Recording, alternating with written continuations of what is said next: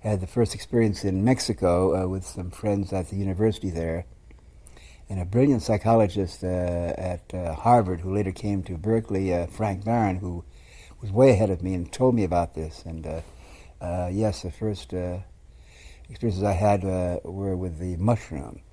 And just at that time, this great chemist Hoffman in Basel, who had synthesized LSD, heard about it.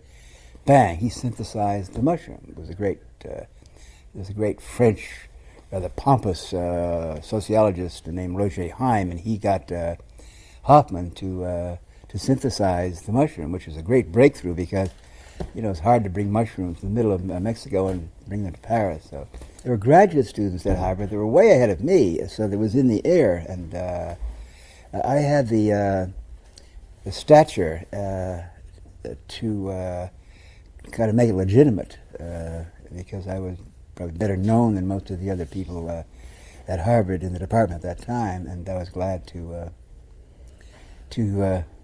I was quite enthusiastic about this new key. We didn't know much about the brain. I could see, not the mind, it's the brain. I dimly saw back in the 60s that we had to develop more knowledge of receptor sites in the brain and find out how the brain was activated by these different vegetables and how come for millions of years peyote was growing and marijuana was growing with exactly the right molecules that would intersect the human brain in 1960 or 70. What's going on here? Is that a mistake? Did the DNA code or God or whatever you want to call her, did she make a mistake when she had the receptor sites in the brain for marijuana? And of course, they've been, as I said, these vegetables have been used sacramentally and philosophically and for celebration for thousands of years. So we just kind of stumbled in. I must say that American psychology totally ignored consciousness. This was considered to be, literary, unscientific stuff. Huxley lost a lot of credibility when he reported his success with these plants and drugs.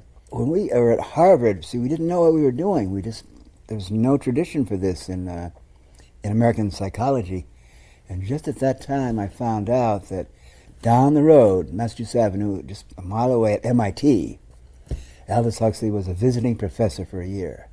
Wow! So I called him up. I remember and told him, he said, "Let me get this straight. You say you chaps over there at Harvard have psilocybin, and you want to do some studies of this? Yeah.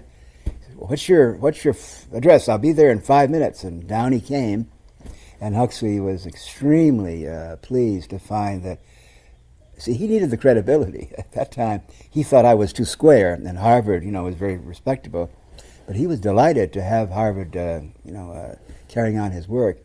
And indeed, during our first 6 months, Aldous was there, kind of guiding and coaching at many of our most important LSD sessions. I consider Marshall McLuhan to be one of the great philosophers of, certainly of the 20th century. He was the philosopher of information and communication and media.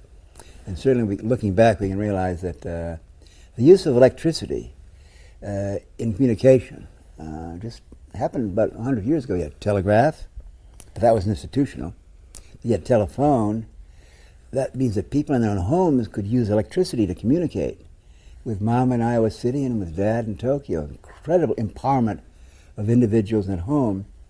And then, of course, the history of this century, we had film and black and white, and then you had photography became very important. And then, of course, records and recordings and all that. It's all using electricity to communicate. And then you got into TV, and now we have computers. Again, we're using computers as simply appliances that allow you to convert your pictures or your thoughts or your sounds into collections of photons and electrons so they're on a screen. So, yeah, electricity is the key. And McLuhan's contribution? And he said the media was the message. He pointed that out. And he talked about the global village. By that he meant that once we start using electricity as a way of communicating, not books, not Bibles, and not words, because they're limited to the people that can read your language, he accurately predicted we'd have a global village. Because the stuff, he anticipated the World Wide Web. The greatest thing that's happening to our species now, I think we all agree, is the World Wide Web. Boy, that's going to take over in the next 20, 30, 40 years.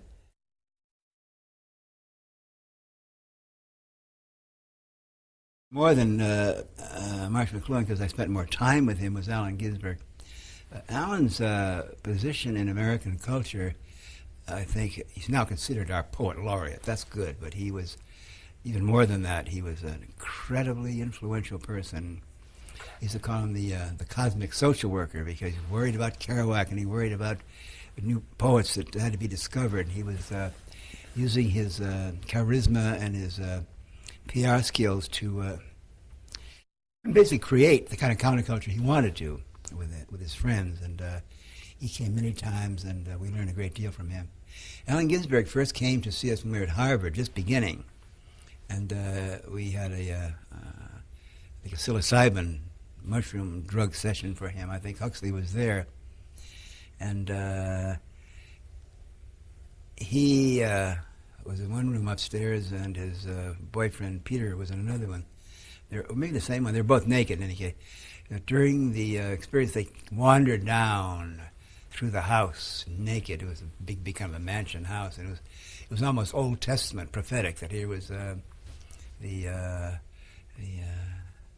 prophet coming. His eyes were gleaming, and of course he had glasses. The only thing that were kind of a little nearsighted. And he wanted to call Kennedy and Khrushchev to explain to them about how not to. I was a little worried about the phone bill, so I said, "Why don't you call Kerouac?" And he talked to Kerouac. But the next morning, he in his kitchen, he pulled out his famous address book, phone book, and with nearsight, he's peering over it, and he used names and phone numbers of really the most influential writers and musicians, Charlie Mingus and Miles Davis, and every time jazz musicians came to Boston because of Allen would tell them to call over, and they'd come over to Harvard. The roster of wonderful jazz musicians, and then really later, of course, the rockers came around.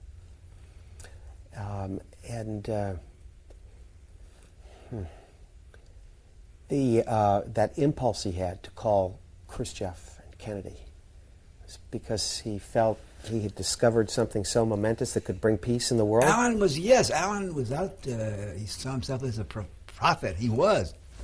And people listened to him, and his enthusiasm and his intelligence and his historical background. Yeah, he loved to, he wanted to make it a better world, and he took the role seriously of, enlightening and illuminating and spreading the good word out there. And he thought psychedelics could help make it. Yes, psychedelics were part of, he was, of course, he was one of the first people to go to India in the early 60s. Matter of fact, I used to loan him money, send money or to Bombay or Calcutta because he was, and I tell you, he did a guided tour of India so that when I went, wherever I would go, he had the holy men and the people that could show what was going on in the long and great tradition of Indian mysticism. The Woodstock event, when you look at it, had hundreds of thousands of people coming that way, and there was no advertising. There were no tickets, of course. People came in free. That was kind of new for us modern Americans, but it was a tradition. Of course, in India, they called them Kumbh Melas, and it would happen all the time. And there is something awesome about having an enormous number of people. We saw it with Martin Luther King, who did the same thing in Washington. You look around, and wow, we're not alone here. This is an event, and that tradition happened.